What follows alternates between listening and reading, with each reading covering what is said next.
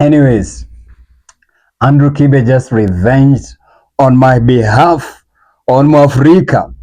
So let me tell you a short story.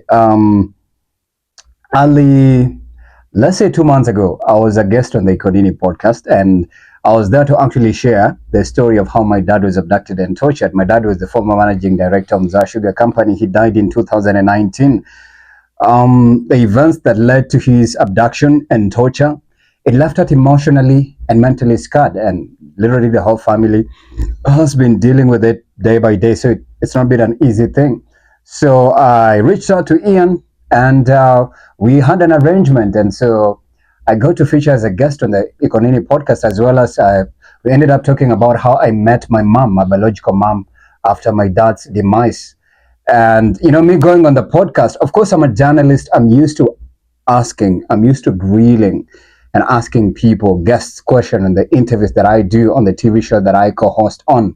So it was a little bit difficult for me to be in the interviewee seat.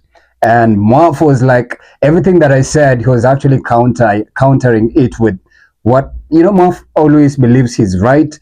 He says the truth, and it's his way and nobody's way. Anyways, when it's your show, it's your way, nobody else's way. But there's a way that you allow the guest to, you allow the guests to express themselves, because they've come to your territory.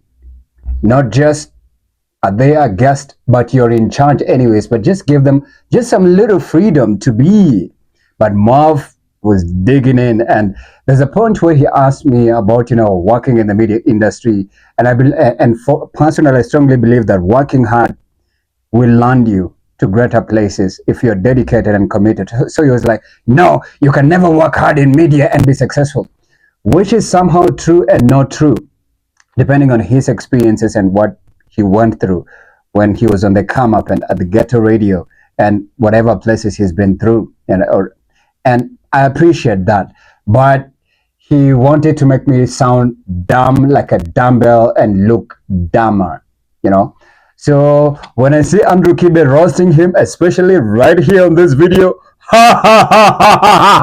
let's listen to the video. Happily married, just overweight. You can see. So nikaenda kanyangalia niko overweight aje. Uko overweight aja bro. Siko overweight. Anza kwa nini kutrim nini. It's disgusting. Yeah. So nikaenda pale.